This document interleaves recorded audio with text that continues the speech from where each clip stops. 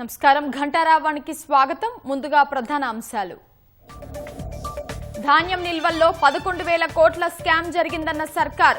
కాంగ్రెస్ వచ్చాక కొంతమేర రికవరీ చేయించిందన్న మంత్రి కోమటిరెడ్డి. రాష్ట్ర విభజనపై ఎన్డీఏ ఎంపీల వ్యాఖ్యలు సరికాదన్న మంత్రి పొన్నం. ఎంపీ తేజస్వి మాటలను వక్రీకరించారన్న బండి సంజయ్. వేసవి దృష్ట్యా 2,000 ప్రత్యేక రైళ్లను నడిపిస్తున్న దక్షిణ మధ్య రైల్వే. ప్రయాణికుల అవసరాలకు అనుగుణంగా నిర్ణయం.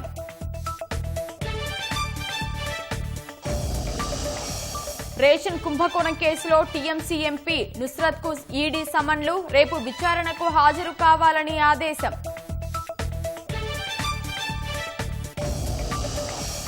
రెండో విడత చర్చలకు ఇరాన్ పార్లమెంట్ స్పీకర్ వెళ్తారని సమాచారం. అధికారికంగా ప్రకటన చేయని టెహ్రాన్.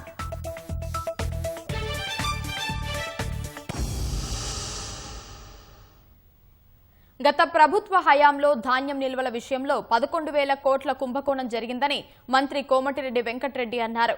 కాంగ్రెస్ ప్రభుత్వం వచ్చాక కొంతమేర ధాన్యం రికవరీ చేయించామని తెలిపారు. ధాన్యం మిల్లుల యాజమాన్యాలపైన క్రిమినల్ కేసులు నమోదు చేసినట్లు వెల్లడించారు. అయితే ఇంకా 1,000 కోట్ల బకాయిలు ఉన్నాయని, వాటిని కూడా త్వరలోనే రికవరీ చేస్తామని మంత్రి కోమటిరెడ్డి స్పష్టం చేశారు. ప్రజాప్రభుత్వం పేదల ఆకలి తీర్చేందుకే పనిచేస్తుందన్న కోమటిరెడ్డి గత ప్రభుత్వ హయాంలో ఒక్క రేషన్ కార్డు కూడా ఇవ్వలేదని దుయ్యబట్టారు. నల్గొండ జిల్లాతో పాటు రాష్ట్ర వ్యాప్తంగా దాదాపు 11,000 కోట్ల స్కామ్ అప్పుడు జరిగింది. ధాన్యం తీసుకుని వాళ్ళు ఇవ్వకుండా చేస్తే మేము వచ్చిన తర్వాత కొన్ని రికవరీ చేయించి ఇక్కడ ఆఫీసర్లు కూడా నల్గొండ జిల్లాలో కూడా క్రిమినల్ కేసులు పెట్టి వాళ్ళు డైరెక్టర్స్ కానీ దాని ఎండీ కానీ వాళ్ళని అరెస్ట్ చేయడం జరిగింది. కోర్టులో కేసులు నడిచినాయి. నిన్న మన బెయిల్ వచ్చిందని ఇప్పుడే కలెక్టర్ గారు చెప్పిండ్రు. ఎట్టి పరిస్థితుల్లో వాళ్ళు తీసుకున్న దానికి గవర్నమెంట్ ప్రజాధనం అది 4,000 కోట్లు నల్గొండ జిల్లానే ఉంది డ్యూ. తప్పకుండా వాళ్ళందరూ కూడా డబ్బులు చెల్లించే విధంగా వాళ్ళు కూడా ఒప్పుకున్నారు. దాంతోపాటు ఇప్పుడు ఈసారి ఏఎంఆర్పి లైనింగ్ వర్క్స్ కూడా స్టార్ట్ అయిపోయినాయి. అప్పుడే అసలు 10 ఏళ్ళలో ఒక రేషన్ కార్డు ఇవ్వలేకుండా చనిపోయిన కుటుంబంలో ఎవరైనా ఎక్స్ట్రా అయితే వాళ్ళ పేరు కూడా యాడ్ చేయలేదు. పేరు యాడ్ చేసి 3,78,00,000 మందికి సన్న బియ్యం ఇస్తున్నాము. 50 రూపాయల కిలో బియ్యం. అంతకుముందు డీలర్ అమ్ముకునేది. మరి 10 ఏళ్ళలో ఏం చేసిందంటే మరి 3 ఏళ్ళలో అన్ని అప్పు చేసిపోయి ఒకటేసారి బంగారం చేయమంటే ఆయనలాగా బంగారం తెలంగాణ చేస్తా అని మేము అట్లా చెప్పలేదు. ఉమ్మడి ఆంధ్రప్రదేశ్ విభజనపై ఎంపీ తేజస్వి వ్యాఖ్యలను లోక్సభ రికార్డుల నుంచి తొలగించేలా చొరవ తీసుకోవాలని ఏపీ ముఖ్యమంత్రి చంద్రబాబుకు మంత్రి పొన్నం ప్రభాకర్ లేఖ రాశారు. విభజన జరిగి 10 ఏళ్లు గడిచినా పార్లమెంట్లో అనుచిత వ్యాఖ్యలు చేయడం 2 రాష్ట్రాలకు మంచిది కాదని వివరించారు. ఇలాంటి చర్యలు ప్రజల మధ్య విద్వేషాలు రగిలించేలా ఉన్నాయన్నారు. ఎన్డీఏ కూటమి సీనియర్ నేతగా చొరవ తీసుకుని విభజనపై మరే ఎంపీ అనుచిత వ్యాఖ్యలు చేయకుండా కట్టడి చేయాలని చంద్రబాబుకి విజ్ఞప్తి చేశారు. ఆంధ్రప్రదేశ్ ముఖ్యమంత్రి నారా చంద్రబాబు నాయుడు గారికి 75వ జన్మదిన శుభాకాంక్షలు తెలియజేస్తూ విభజన జరిగిన తర్వాత 2 రాష్ట్రాల ప్రజలు సహృద్భావ వాతావరణంలో అన్ని రకాల సంబంధాలను కొనసాగిస్తూ 2 తెలుగు రాష్ట్రాల అభివృద్ధి చెందాలని కోరుకుంటా ఉన్నాం. కానీ ఇటీవల జరిగిన అనేక పరిణామాలు విభజనను అవమానపరిచే విధంగా జరుగుతున్నటువంటి వ్యాఖ్యల్లో కూటమి రాజకీయ నాయకులుగా భారతీయ జనతా పార్టీ నాయకత్వం మీద ఒత్తిడి తెచ్చి భారత్ పాకిస్తాన్లతో పోల్చినటువంటి వ్యాఖ్యల్ని రికార్డు నుంచి తొలగించి మరి ఇటువంటి సహృద్భావ వాతావరణం చెడిపోకుండా చూడాలని కోరుతాను. ఎందుకంటే విభజన అనేటువంటి ప్రజల ఆకాంక్షలకు అనుగుణంగా జరిగింది. విభజన జరిగి 10 సంవత్సరాలు అయిన తర్వాత కూడా ఇంకా అటువంటి అంశం మీద గెలకడం అనేటువంటిది మనకు మంచిగా. ఇప్పుడు భారతదేశము పాకిస్తాన్, మరి ఆంధ్రప్రదేశ్ తెలంగాణ ఏ రాష్ట్రం భారతదేశము, ఏ రాష్ట్రం పాకిస్తాన్. ఆ విధంగా వ్యాఖ్యలు చేయడం వల్ల ఈ 2 రాష్ట్రాల ప్రజలకు మంచిది కాదు. కాబట్టి పెద్దలు సీనియర్ నాయకులు మీరు తప్పకుండా ఈ అటువంటి వ్యాఖ్యల వల్ల 2 రాష్ట్రాల ప్రజలకు 2 రాష్ట్రాల మధ్య సంబంధాలకు ఇబ్బంది కలగకుండా ఉండే విధంగా ఆ వ్యాఖ్యల్ని పార్లమెంట్ రికార్డులను తొలగించే విధంగా చొరవ తీసుకోవాలని నేను గౌరవ ముఖ్యమంత్రిగా మీకు కోరుతా ఉన్నాను. బీఆర్ఎస్ మాదిరిగానే కాంగ్రెస్ కు కాళేశ్వరం ఏటీఎంగా మారిందని కేంద్ర మంత్రి బండి సంజయ్ ఆరోపించారు.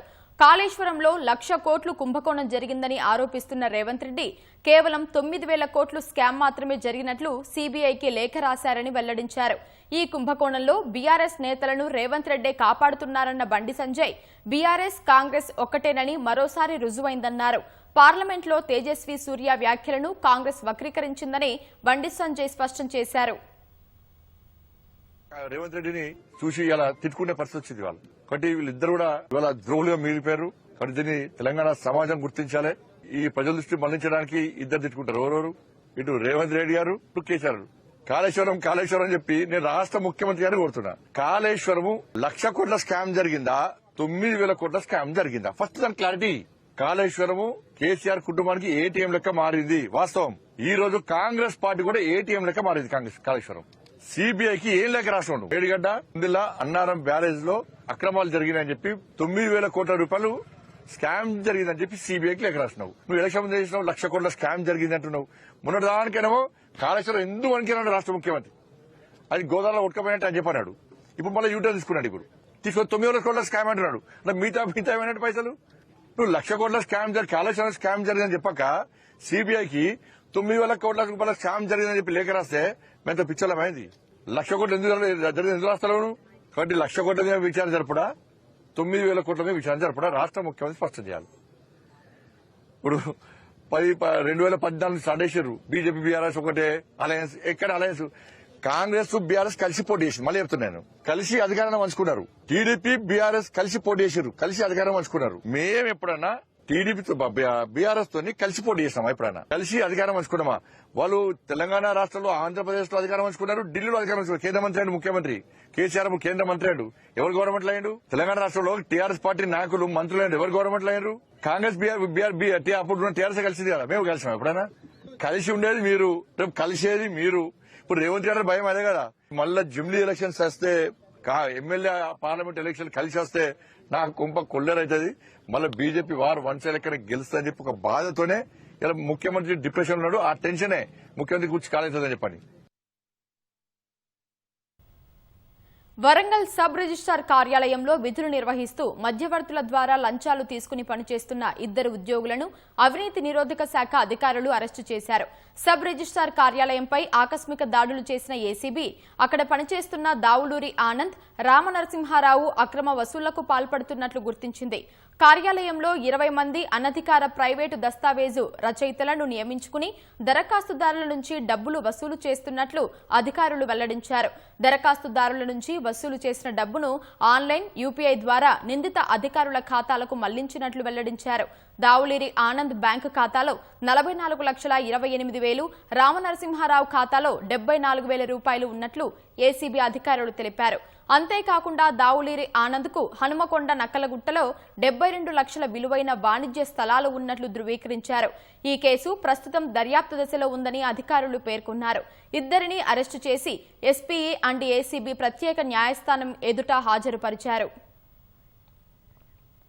జగిత్యాలలో మాజీ మంత్రి కొప్పుల ఈశ్వర్ మీడియాతో మాట్లాడుతున్నారు. ప్రత్యక్ష ప్రసారం ద్వారా చూద్దాం.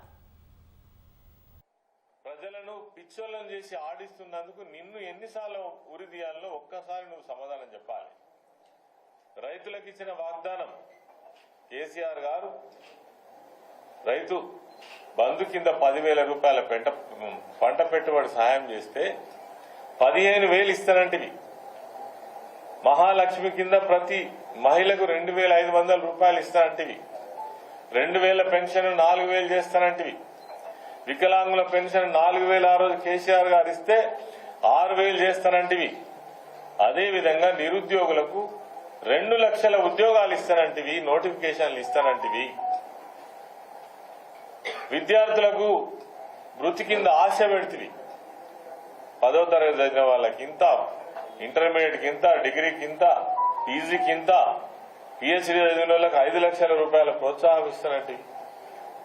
ఒక్కటన్నా అమలైందా? ముఖ్యమంత్రి రేవంత్ రెడ్డి గారు మేము అడుగుతున్నాం.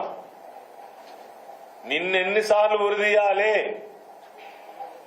నువ్వు మాట్లాడిన మాటలకు ఒక్క మాటలో చెప్పాలంటే నీ అధికారం కోసం, నువ్వు ఈ రాష్ట్రంలో ముఖ్యమంత్రి కావడం కోసం ఎన్ని అబద్దాలు ఆడినావు, ఎన్ని మాయమాటలు చెప్పినావు, ఎన్ని తప్పుడు వాగ్దానాలు చేసినావు.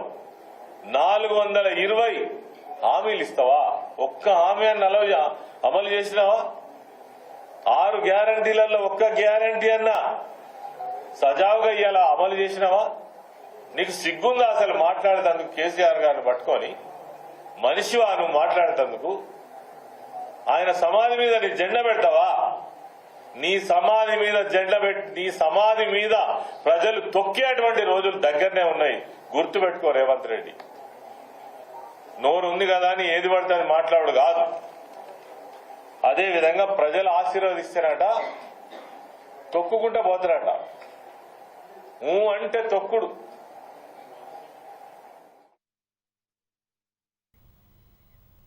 హనుమకొండ సిపి మీడియాతో మాట్లాడుతున్నారు. ప్రత్యక్ష ప్రసారం ద్వారా చూద్దాం.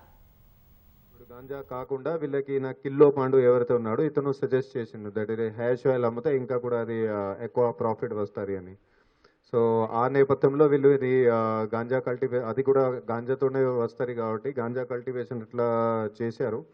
సో దాని తర్వాత అది ఎక్కువ క్వాంటిటీలో వాళ్ళ దగ్గర అది గ్యాదర్ అయిపోయి తర్వాత ఆయన కిల్లో పాండుతో మాట్లాడుకొని అతని దగ్గర ఏదో మషీన్ ఉంది, అది మషీన్ అతని దగ్గర తెప్పించి అక్కడే ఒడిశాలోనే అక్కడ అది తెప్పించుకున్న తర్వాత దాన్ని అక్కడ రీప్రొసెసింగ్ అంతా చేసుకొని దాని నుంచి వాళ్ళు అది హ్యాష్ ఆయిల్ తయారు చేశారు. దాదాపు 40 కిలోగ్రామ్స్ అది వాళ్ళు హ్యాష్ ఆయిల్ అక్కడ వాళ్ళు తయారు చేశారు. సో 40 కిలోగ్రామ్ తయారు చేసుకొని తర్వాత దాంట్లో 20 కిలోలు ఈయన కిలో పాండు అయినా ఉంచుకున్నాడు. అతనికి సంబంధించిన నెట్వర్క్లు అమ్ముకోవడానికి 20 కిలోలు వీళ్ళ నలుగురికి ఇచ్చిండు. వీళ్ళందరికీ కూడా 5 kgs చొప్పున అట్లా దాని మీరు అందరూ కూడా సేల్ చేయండి. అండ్ దీని తర్వాత వాళ్ళు కూడా డిస్కస్ చేసినారు. ముంబైలో ఏదో వాళ్ళకి కాంటాక్ట్ ఉంది, అక్కడికి పోయి అమ్ముకుంటామని.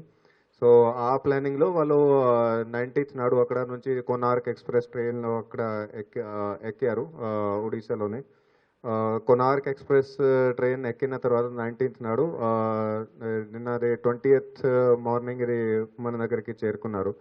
మనకు కొంచెం ఇన్ఫర్మేషన్ ఉండే దట్ ఇట్లా నడుస్తుంది అని. సో రెగ్యులర్గా మనం చేస్తూ ఉంటాము చెకింగ్ బస్ స్టాండ్లో కానీ రైల్వే స్టేషన్స్లో కానీ. సో ఇక్కడ ఇది వరంగల్లో ఇది చెకింగ్ నడుస్తుంది అని వాళ్ళు ఇక్కడికే దిగారు. అది ఏదో వాళ్ళు ట్రైన్లో అది చెకింగ్ చేసి పట్టుకుంటారని. సో దిగిన తర్వాత ఇక్కడే వాళ్ళు స్టే చేశారు. స్టే చేసిన తర్వాత ఈరోజు మళ్ళీ ట్రైన్ ఎక్కి వెళ్ళిపోదామని అట్లా ప్లానింగ్లో ఉండే. సో మాకు అది ఇన్ఫర్మేషన్ వస్తే ఈరోజు చెకింగ్ చేస్తే వాళ్ళ నలుగురిని ఈరోజు పట్టుకోవడం జరిగింది. అండ్ వాళ్ళ దగ్గర అది 20 కిలోలు అది హ్యాష్ ఆయిల్ అది కూడా పట్టుకోవడం జరిగింది. ఇది చాలా విలువైన ఉంది. ఇది ఒక్కొక్క కిలోగ్రామ్ దాదాపు 12.5 lakhs వరకు ఉంది. సో అది 20 కిలోస్కి చూస్తే 2.5 crore వరకు దీనికి ఇది మార్కెట్ వాల్యూ ఉంది. కానీ దానిలో ఇంకా స్ట్రీట్ వాల్యూ అనొచ్చు దట్ ఇంకా కూడా హైయర్ కాస్ట్ కూడా ఉంటుంది. ఇది సప్లయర్ బట్టి చెప్పిన రేట్ ఇది. సో వీళ్ళ దగ్గర అది నలుగురు దగ్గర నుంచి 20 కిలోలు అది హ్యాష్ ఆయిల్ అది 2.5 crores వర్త్, అట్లాగే 3 మొబైల్స్ ఫోన్స్ అంతా కూడా అది సీజ్ చేయడం జరిగింది. వాళ్ళని ఇమీడియట్లీ ఇది కోర్టుకి ప్రొడ్యూస్ చేసుకుని రిమాండ్కి కూడా అప్లై చేస్తాము. అట్లాగే ఇది ఎవరైతే కిల్లో పాండు అని ఉన్నాడు అతను వీళ్ళకి తయారు చేసి ఇచ్చేవాడు అక్కడ. సో అతనికి గురించి కూడా టీం పంపుకొని అతన్ని కూడా పికప్ చేయడం జరుగుతుంది. సో ఈ టీంలో మనకి ఇదే మన ఆఫీసర్స్ చాలా మంచి పని చేశారు. మెయిన్లీగా మన ఏసీపీ ఎస్బీ నుంచి జానీ నరసింహులు, అట్లాగే ACP Jitender Reddy, then inspector Satish, then Intezarganj inspector Shukoor, అట్లాగే SIs Sandeep Teja, then Purnachander Reddy Lingarao, then ASI Subbiram Reddy, head constable Balaraju, Sriramulu, Rabbani, Raj Kumar, Ravinder, అట్లాగే కానిస్టేబుల్స్ రాజేందర్, పాషా, రమేష్, విక్రమ్, రాజయ్య, సురేష్, చంద్రశేఖర్, అట్లా మరియు ఇంకో రమేష్, బి రమేష్. సో వీళ్ళందరూ కూడా చాలా మంచి వర్క్ చేశారు. ఇది యాక్చువల్గా ఇది మనం సప్లై స్టేజ్లోనే మనం ఇది పట్టుకున్నాము. జనరల్గా ఏముంటుంది కన్జ్యూమర్స్ దగ్గర చేరుతారు, అప్పుడు చిన్న క్వాంటిటీ ఇది పట్టుకోవడం జరుగుతుంది. కానీ ఇది సప్లయర్ స్టేజ్లోనే మనం ఇది కేసు అంతా డిటెక్ట్ చేసుకొని వీళ్ళని పట్టుకోవడం జరిగింది. సో ఇది పెద్ద అచీవ్మెంట్ ఉంది. ఇది వాల్యూ కూడా చాలా పెద్దగానే ఉంది. సో మా టీం మెంబర్స్కి అందరికీ కూడా శుభాకాంక్షలు తెలుపుతున్నాము. సో వాళ్ళకి ఇది ప్రాపర్గా అది బహుమతి అది కూడా ఇవ్వడం జరుగుతుంది.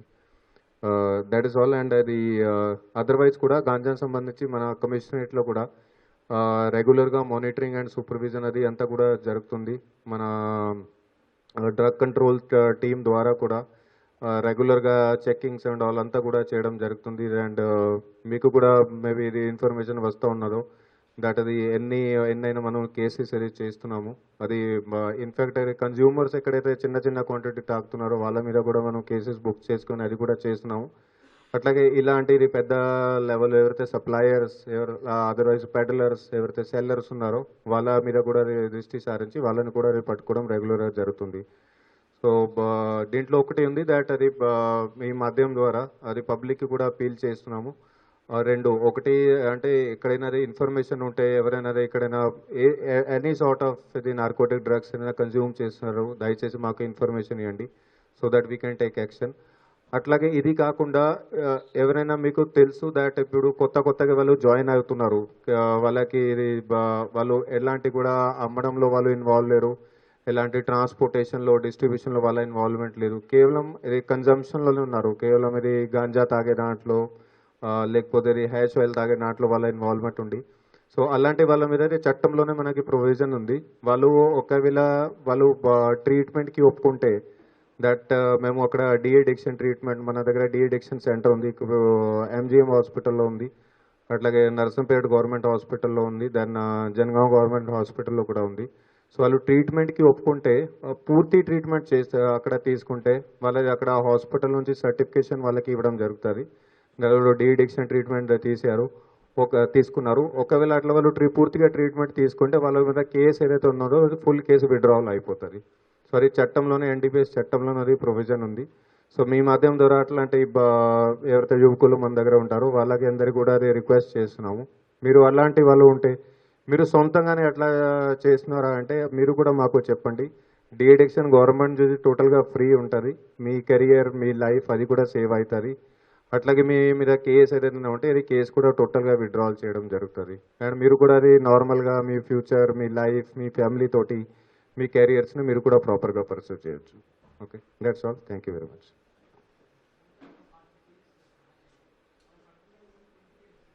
20 కేజీస్ ఆయన కిలో పండు ఆయన ఉంచుకున్నాడు, ఆయన వేరే దగ్గరికి అమ్ముకుంటానని అతన్ని కూడా పట్టుకుంటాము. ఇక్కడ వాళ్ళు 20 కేజీసే తెచ్చారు. ఇక్కడ కాదు, వాళ్ళ డెస్టినేషన్ ముంబై ఉండే యాక్చువల్లీ, ట్రైన్లో పోయి అక్కడ ముంబైకి పోయి అక్కడ అమ్ముకుంటామని. ఇప్పుడు మ్యాక్సిమం అది గత కొంతకాలం నుంచి ట్రెండ్ ఏం నడుస్తుంది అంటే ట్రైన్లో డైరెక్ట్గా వాళ్ళు ముంబై కానీ పుణే కానీ అక్కడక్కడ వేరే బెంగళూరు కానీ వేరే సిటీస్కి వెళ్ళి అక్కడ వాళ్ళ రిసీవర్స్ ఉంటారు, or maybe even Goa. So అక్కడ రిసీవర్స్ ఉంటారు, అక్కడ వాళ్ళ డైరెక్ట్గా పోయి అమ్ముకోవడానికి ఎట్లా ప్లానింగ్ చేస్తున్నారు. ఇంతకుముందు కూడా అది మీకు గుర్తుంటారు దట్ అది రఘునాథ్పల్లి పోలీస్ స్టేషన్ పరిధిలో అక్కడ కూడా మేము పట్టుకున్నాము.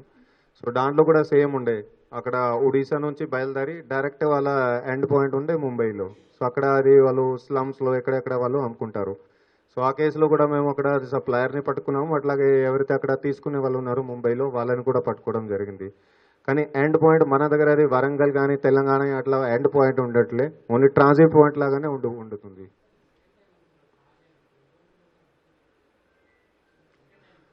ఇది రెగ్యులర్గానే ఉంటాయి, మ్యాక్సిమం గాంజా ఉంటుంది, కానీ ఇది హ్యాష్ ఆయిల్ అంటే ఇంకా కాన్సన్ట్రేటెడ్ ఫార్మ్ ఉంటుంది. దానికి టీహెచ్సీ కంటెంట్ చాలా హై ఉంటుంది, సొంత ఈజీగా తయారు కాదు, కానీ వాళ్ళు ఎప్పుడైనా వస్తుంటే పట్టుకుంటూ ఉంటాం.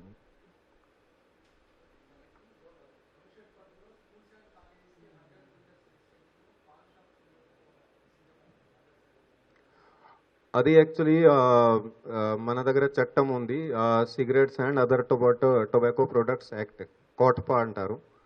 సో ఇది యాక్చువల్లీ ఇంకా కూడా డ్రైవ్ నడుస్తుంది, పూర్తిగా కాలేదు, అందుకే దీనికి సంబంధించి ప్రెస్కి ఏం వివరణ ఇంకా చేయలేదు. బట్ మీరు అడిగారు కాబట్టి చెప్తున్నాము. దాంట్లో సెక్షన్ 6 ప్రకారంగా ఎలాంటి కూడా ఎడ్యుకేషనల్ ఇన్స్టిట్యూషన్, స్కూల్ కావచ్చు, కాలేజ్ కావచ్చు, ఇంకా ఎనీ అదర్ ఎడ్యుకేషనల్ ఇన్స్టిట్యూషన్ దానికి 100 yards పరిధిలోని ఎలాంటి కూడా అది టొబాకో సంబంధించిన షాప్స్, టొబాకో గుట్కా అలాంటి షాప్స్ అవి ఉండకూడదు. అది చట్టం ద్వారా నిషేధం ఉంది. కానీ కొన్ని చెట్ల ఏముందని అక్కడెక్కడో నడిపిస్తున్నారు.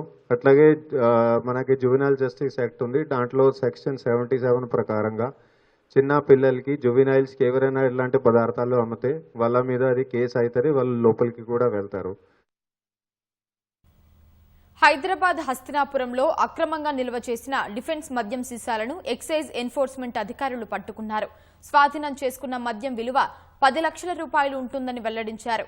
దొడ్ల సురేష్ రెడ్డి అనే విశ్రాంత ఆర్మీ ఉద్యోగి బెంగళూరు, హర్యానా డిఫెన్స్ క్యాంటీన్ల నుంచి ప్రీమియం సీసాలను దిగుమతి చేసుకుని హైదరాబాద్లోని బడాబాబులకు అమ్మకాలు చేస్తున్నారని అధికారులు పేర్కొన్నారు. హస్తనాపురంలో ఒక ఇంట్లో దాచిపెట్టిన 361 సీసాలను స్వాధీనం చేసుకున్నారు. ఎక్సైజ్ పోలీసులు వచ్చారని గుర్తించి నిందితుడు పరారయ్యాడని తెలిపారు.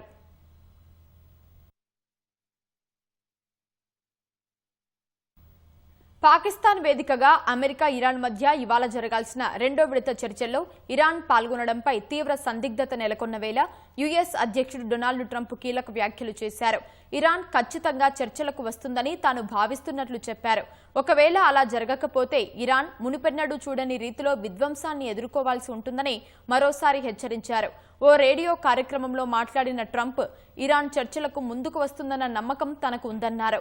ఇరాన్ తన దేశాన్ని తాను నిర్మించుకోవాలని కోరుకుంటున్నట్లు చెప్పారు.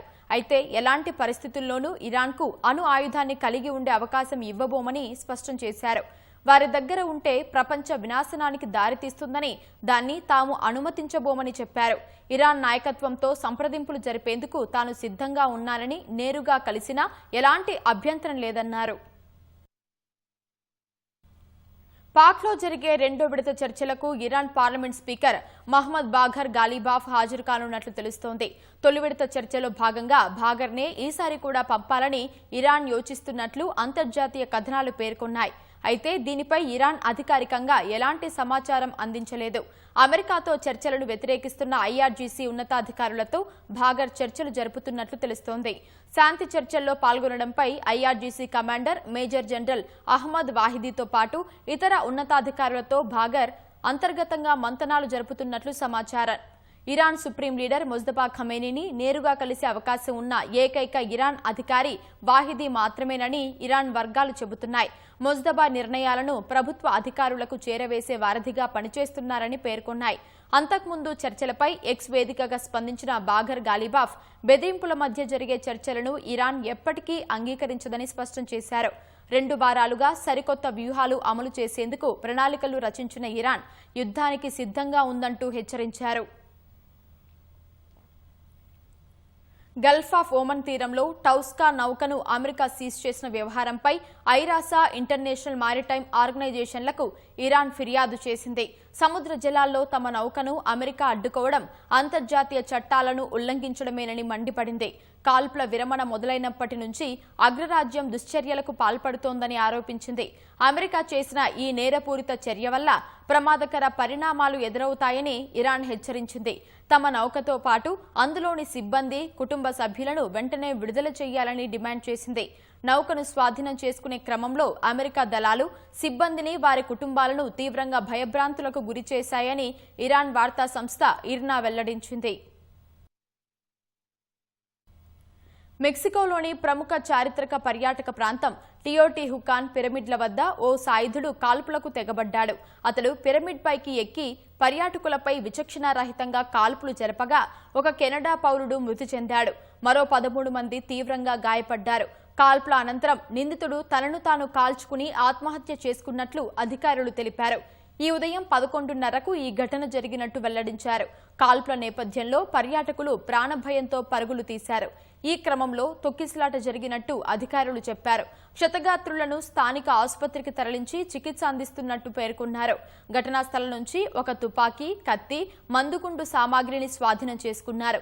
ఈ ఘటనపై స్పందించిన మెక్సికో అధ్యక్షురాలు క్లాడియా షీన్బామ్ తీవ్ర దిగ్భ్రాంతి వ్యక్తం చేశారు.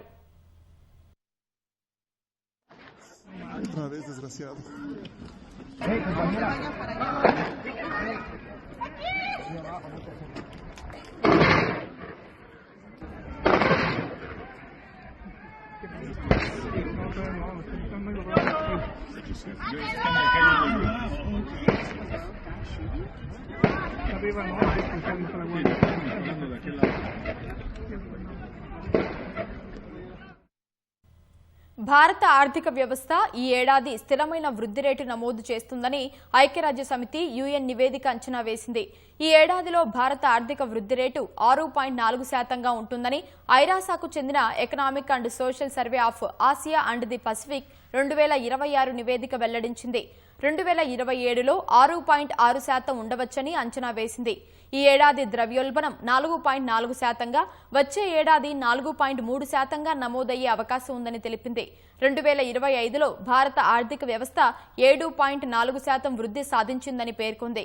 గ్రామీణ ఆర్థిక వ్యవస్థలో వినియోగం పెరగడం, జీఎస్టీ రేట్లు తగ్గింపు, అమెరికా సుంకాలు అమల్లోకి రాకముందే ఎగుమతులను వేగవంతం చేయడం నిర్ణయాలు ఈ వృద్ధికి ప్రధాన కారణాలని నివేదిక తెలిపింది. భౌగోళిక రాజకీయ అనిశ్చితి ఉన్నప్పటికీ భారత్ దాదాపు $50 బిలియన్ గ్రీన్ ఫీల్డ్ పెట్టుబడులను ఆకర్షించి ఆసియా పసిఫిక్ ప్రాంతంలో అగ్రస్థానంలో నిలిచిందని వివరించింది.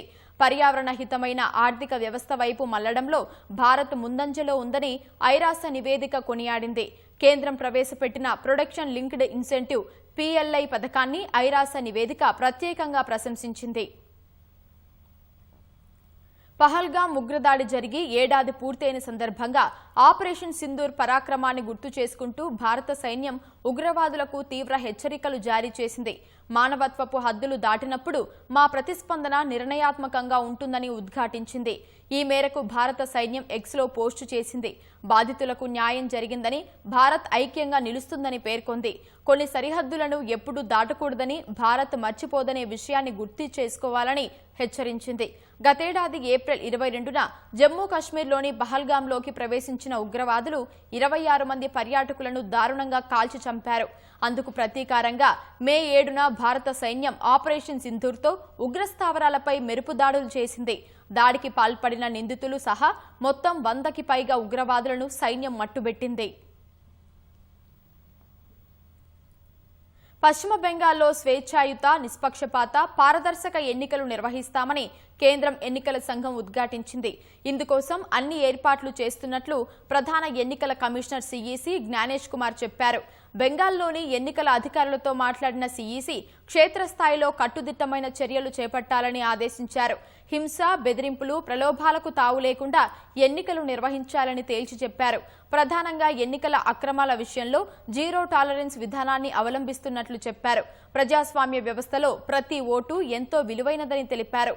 రాష్ట్ర ప్రభుత్వ అధికారులు, స్థానిక సంస్థలు ప్రతినిధులు గాని ఎవరూ ఎన్నికల ప్రక్రియలో తలదూర్చకూడదని CEC కఠిన ఆదేశాలు జారీ చేశారు. ఏ ఒక్క ప్రభుత్వ అధికారి కూడా ఓటర్లను ప్రభావితం చేసేలా వ్యవహరించకూడదన్నారు. రాజకీయ పక్షపాతంతో వ్యవహరిస్తే కఠిన చర్యలు తప్పవని హెచ్చరించారు. ఎన్నికల విధుల్లో ఉన్న ప్రతి ఒక్కరూ నిష్పక్షపాతంగా వ్యవహరించాలని అధికారులకు CEC సూచించారు. తమిళనాడు అసెంబ్లీ ఎన్నికల వేళ ఓటర్లను చైతన్యపరిచేందుకు ఎన్నికల అధికారులు వినూత్న మార్గాలను ఎంచుకుంటున్నారు. దుండిగల్లో పండ్లు, కూరగాయలను ఉపయోగించి చేపట్టిన ఓటరు అవగాహన కార్యక్రమం స్థానికులను విశేషంగా ఆకట్టుకుంటోంది. ఓటర్లకు పోలింగ్ రోజును గుర్తు చేసేలా పుచ్చకాయలు, కర్బూజాలపై ఎన్నికల తేదీని పెయింటింగ్ వేసి ప్రదర్శిస్తున్నారు. ఈ ప్రచారంలో భాగంగా దిండు పేరుతో రూపొందించిన మస్కట్ ప్రత్యేక ఆకర్షణగా నిలిచింది. దాదాపు 32 కిలోల బరువున్న ఈ మస్కట్ను రకరకాల పండ్లు, కూరగాయలతో తయారు చేశారు. దక్షిణాదిలో కనిపించే అరుదైన స్లెండర్ లోరిస్ ఆకారంలో ఉన్న ఈ మస్కట్ను సంప్రదాయ పట్టు వస్త్రాలతో అలంకరించారు. అంతరించిపోతున్న మూగ జీవాల పట్ల అవగాహన కల్పించేందుకు దీన్ని ఎన్నికల మస్కట్గా ఎంచుకున్నట్లు అధికారులు తెలిపారు. ప్రతి ఒక్కరూ తమ ఓటు హక్కును వినియోగించుకోవాలని అధికారులు కోరుతున్నారు. తమిళనాడు అసెంబ్లీ ఎన్నికల పోలింగ్ ఈ నెల 23న ఒకే విడతలో జరగనుంది. మే 4వ తేదీన ఫలితాలను వెల్లడించనున్నారు.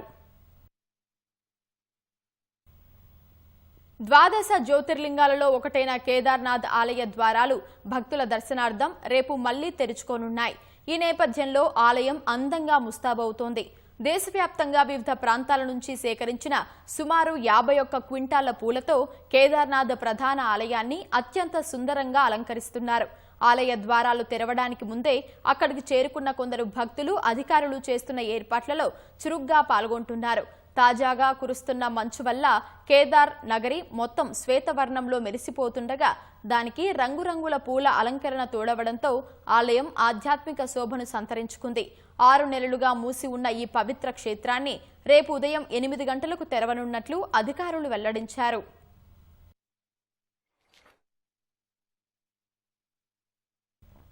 వేసవి కాలంలో సకుటుంబంతో కలిసి తీర్థ విహారయాత్రలకు ప్రణాళికలు చేసుకుంటారు. దీంతో రైళ్లలో రద్దీ భారీగా పెరిగిపోతుంది. ప్రయాణికుల అవసరాలకు అనుగుణంగా దక్షిణ మధ్య రైల్వే 2000 ప్రత్యేక రైళ్లను నడిపిస్తుందని దక్షిణ మధ్య రైల్వే సిపిఆర్ఓ శ్రీధర్ తెలిపారు. వీటిలో కొన్నింటిని జనరల్ రైళ్లుగా నడిపిస్తున్నామని చెప్పారు. సమ్మర్ ప్రత్యేక రైళ్లపై సిపిఆర్ఓ శ్రీధర్తో మా ప్రతినిధి శ్రీపతి శ్రీనివాస్ ముఖాముఖి. పాఠశాలలకు కళాశాలలకు వేసవి సెలవులు ప్రకటించడంతో తల్లిదండ్రులు విద్యార్థులు వివిధ విహారయాత్రలకు కావచ్చు వీళ్ళు ఎందుకు సిద్ధమవుతున్నారు. మరి ఈ వేసవి సీజన్లో దక్షిణ మధ్య రైల్వే ఎన్ని ప్రత్యేక రైళ్లను నడిపిస్తుంది, ప్రయాణికులకు అనుగుణంగా ఎన్ని ప్రత్యేక రైళ్లను ఏర్పాటు చేసింది, దానికి సంబంధించినటువంటి మరిన్ని వివరాలు మనతో పాటు దక్షిణ మధ్య రైల్వే సిపిఆర్ఓ సీదా సార్ ఉన్నారు. సార్, ఈ వేసవి సందర్భంగా ఈ దక్షిణ మధ్య రైల్వే ఎన్ని ప్రత్యేక రైళ్లను నడిపిస్తుంది సార్? ప్రస్తుతానికి వేసవిని పురస్కరించుకొని ఆల్రెడీ ఒక 1000 ట్రిప్పులు స్పెషల్ ట్రైన్స్ మేము అనౌన్స్ చేయడం జరిగింది. ఏప్రిల్ మంతే కాబట్టి మే అండ్ పూర్తిగా జూన్ నెలలో కూడా ఇంకా కొన్ని ట్రైన్స్ నడిపేందుకు కూడా ప్లాన్ చేస్తా ఉన్నాం. గత ఏడాదితో చూసుకుంటే ఈసారి రైళ్ల సంఖ్య పెరిగిందా, ట్రిప్పుల సంఖ్య పెరిగిందా? గత సంవత్సరం పూర్తిగా summer season April May June కలిపి దాదాపు 1000 ట్రిప్పులకు పైగా ట్రైన్స్ రన్ చేయడం జరిగింది. ఇప్పుడు ఆల్రెడీ అంటే సీజన్ స్టార్టింగ్ లోనే దాదాపు 1000 ట్రైన్ల వరకు అనౌన్స్ చేయడం జరిగింది. సమ్మర్కి సరిపడా మిగతా స్పెషల్ ట్రైన్స్ కూడా మేము ప్లాన్ చేస్తా ఉన్నాం. సాధారణంగా స్పెషల్ ట్రైన్లు అంటే స్పెషల్ ఛార్జీలు కూడా ఉంటాయి అంటున్నారు. స్పెషల్ ట్రైన్లను కూడా మీరు సాధారణ రైళ్లలాగా నడుపుతున్నామని అంటారు. ఎన్ని రైళ్లను, స్పెషల్ ట్రైన్లను సాధారణ జనరల్ రైళ్లుగా నడుపుతున్నారు? వాటికి సంబంధించిన వివరాలు చెప్తారా? స్పెషల్ ట్రైన్స్కి అదనంగా కొద్దిపాటి ఛార్జ్ ఉంటుంది. So any time through out the year కూడా స్పెషల్ ట్రైన్ రన్ చేస్తున్నామంటే అదనంగా 30% అదనపు ఛార్జీలు ఉంటాయి. 100 రూపాయల టికెట్ ఉండే నార్మల్ ట్రైన్లో అయితే స్పెషల్ ట్రైన్లో 130 రూపాయల వరకు అదనపు ఛార్జీలు ఉంటాయి. ఇవి ఆన్ డిమాండ్ స్పెషల్ ట్రైన్స్ కాబట్టి ఆ కొద్దిపాటి అదనపు ఛార్జీలు ఉంటాయి. అంతకు మించి అంటే పెద్ద మొత్తంలో డిమాండ్ని బట్టి రేట్లు పెంచుకుంటూ వెళ్ళడం అన్నది రైల్వేలో లేదు. సమ్మరే కాదు, మనం ఎప్పుడు స్పెషల్ ట్రైన్స్ రన్ చేసినా కూడా కొద్దిపాటి అదనపు ఛార్జీలు ఉంటాయి. హైదరాబాద్ నగరంలోనే అతిపెద్ద railway station Secunderabad railway station. దాని అభివృద్ధి కార్యక్రమాలు జరుగుతాయి. దీంతో కొన్ని రైళ్లను చర్లపల్లి టెర్మినల్కు కూడా మార్చడం జరిగింది. సికింద్రాబాద్ నుంచి కావచ్చు, కాచిగూడ నుంచి కావచ్చు, నాంపల్లి నుంచి కావచ్చు, చర్లపల్లి టెర్మినల్కు ఎన్ని రైళ్లను అక్కడి నుంచి నడిపిస్తున్నారు? దాదాపు 1 సంవత్సర కాలం నుంచి సికింద్రాబాద్ రీడెవలప్మెంట్ పనులు ఊపందుకున్నప్పుడు అక్కడ పనులని అంటే ఫెసిలిటేట్ చేసేందుకు చాలా ట్రైన్స్ని అంటే టెర్మినల్ షిఫ్ట్ చేయడం జరిగింది. అలా కొన్ని ట్రైన్స్ని కాచిగూడ, లింగంపల్లి తరలించడము, పెద్ద మొత్తంలో చెర్లపల్లి టెర్మినల్ ఆల్రెడీ డెవలప్ అయింది కాబట్టి అక్కడికి చాలా ట్రైన్స్ అంటే చెన్నై ఎక్స్ప్రెస్, గోరఖ్పూర్ ఎక్స్ప్రెస్ చాలా ట్రైన్స్ను కూడా 10ల సంఖ్యలో అక్కడికి పర్మనెంట్ బేసిస్లో షిఫ్ట్ చేశాం. స్పెషల్ ట్రైన్స్ ఎక్కువ మొత్తంలో రన్ చేయాలనుకున్నప్పుడు కూడా అంటే సికింద్రాబాద్ నుంచి ఇంతకుముందు పెద్ద మొత్తంలో స్పెషల్ ట్రైన్స్ రన్ చేసేది. ఇప్పుడు సికింద్రాబాద్లో పనులు జరుగుతున్న దృష్ట్యా చెర్లపల్లి నుంచి ఎక్కువ మొత్తంలో స్పెషల్ ట్రైన్స్ రన్ చేయడము, అలాగే లింగంపల్లి, కాచిగూడ నుంచి కూడా కొన్ని స్పెషల్ ట్రైన్స్ రన్ చేయడం జరుగుతూ ఉంది. వేసవి సీజన్ అంటేనే ప్రయాణికుల రద్దీ ఎక్కువగా ఉంటుంది. మరి ప్రయాణికుల రద్దీకి అనుగుణంగా టికెట్ కౌంటర్లు కావచ్చు, డిజిటల్ చెల్లింపులు కావచ్చు, ఆన్లైన్ చెల్లింపులు కావచ్చు, వాటికి సంబంధించి ఎటువంటి ప్రత్యేక చర్యలు తీసుకుంటారు? క్రౌడ్ మేనేజ్మెంట్ సంబంధించి చాలా రకాల స్టెప్స్ తీసుకుంటాం. రద్దీ ఉండే సీజన్స్లో సమ్మర్ కావచ్చు, దసరా, దీపావళి కావచ్చు, దానికి ఎప్పటి మాదిరే అదనపు కౌంటర్స్ని పెట్టడము, అలాగే ఆల్రెడీ డిజిటల్ చెల్లింపుల భాగంగా దాదాపు అన్ని స్టేషన్స్లో కూడా QR కోడ్ ద్వారా చెల్లింపులు చేయడము, ఈ UTS రైల్1 యాప్ ద్వారా కూడా టికెట్ బుకింగ్ చేయడము. ఇప్పుడు ఆల్రెడీ మనకి రిజర్వేషన్కి సంబంధించి దాదాపు 80% టికెట్స్ వచ్చేసి డిజిటల్ మోడ్లోనే ఆన్లైన్లో టికెట్స్ బుకింగ్ చేసుకోవడం జరుగుతుంది. కౌంటర్కి వచ్చే టికెట్స్ తీసుకునే వారి సంఖ్య చాలా తగ్గిపోయింది. డిజిటల్ ప్రాసెస్, ఆన్లైన్ ప్రాసెసెస్ని ఎక్కువగా ప్రోత్సహిస్తున్నాము. ప్రజలు, ప్రయాణికులు కూడా వాటి వైపే ఎక్కువగా మొగ్గు చూపిస్తున్నారు. స్టేషన్ విషయానికి వస్తే దీన్ని ఫెసిలిటేట్ చేసేందుకు మాత్రం డెఫినెట్గా ఎక్కువ మొత్తంలో ATVM కౌంటర్స్, ఎక్కువ మొత్తంలో టికెట్ బుకింగ్ కౌంటర్స్ని ఈ రష్ని దృష్టిలో పెట్టుకొని ఏర్పాటు చేయడం జరుగుతూ ఉంది. రద్దీ కారణంగా ప్రయాణికులకు అప్పుడప్పుడు కొన్ని సందర్భాల్లో వాళ్ళ వస్తువులు కావచ్చు, అటువంటి చోరీ జరిగిన ఘటనలు కూడా చోటు చేసుకుంటున్నాయి. అటువంటి కారణాల దృష్ట్యా సీసీ కెమెరాలు కావచ్చు, లేదంటే RPF పోలీసులు కావచ్చు, ఇటువంటి వాళ్ళని ఏ విధంగా మోహరిస్తున్నారు? ఇంపార్టెంట్ స్టేషన్స్ అంటే పెద్ద స్టేషన్స్ అయిన కాచిగూడ, సికింద్రాబాద్, లింగంపల్లి, చెర్లపల్లి ఇక్కడ అంతా కూడా 24/7 RPF పహారా ఉంటుంది. ఇవన్నీ కూడా CCTV కెమెరా పరిధిలో ఉంటాయి. 24/7 వాటిని మానిటరింగ్ జరుగుతూ ఉంది. ఆన్ బోర్డ్ కూడా ట్రైన్స్లో కూడా RPF సిబ్బంది, టికెట్ చెకింగ్ సిబ్బంది ఉండడం వల్ల ఎక్కడేమాత్రం ఇబ్బంది రాకుండా ముందుగానే చర్యలు తీసుకోవడం జరుగుతుంది. చిన్నపాటి ఇబ్బంది వచ్చినా కూడా ఇమ్మీడియట్గా అటెన్షన్ కానీ అటెండ్ అయ్యేందుకు కానీ పూర్తి చర్యలు తీసుకుంటా ఉన్నాం. Okay sir, thank you. ఈ వేసవి సీజన్లో ప్రయాణికుల రద్దీకి అనుగుణంగా దాదాపు 2000 పైచలకు ప్రత్యేక రైళ్లను నడిపిస్తూ ఉంటున్నారు. అందులో కొన్ని రైళ్లను సాధారణ రైళ్లుగా కూడా మార్చామంటున్నారు. దానిలో కూడా ప్రయాణికులు క్షేమంగా గమ్యస్థానాలకు చేరుకునే అవకాశం ఉంటుంది అంటున్నారు. రద్దీ కారణంగా ప్రయాణికులకు ఎటువంటి ఇబ్బందులు కలగకుండా ముఖ్యంగా భద్రతా పరంగా ప్రత్యేక చర్యలు తీసుకున్నామని దక్షిణ మధ్య రైల్వే సిపిఆర్ సార్ అంటున్నారు. కెమెరామెన్ సూర్యతో శ్రీనివాస్, ఈటీవీ న్యూస్, హైదరాబాద్.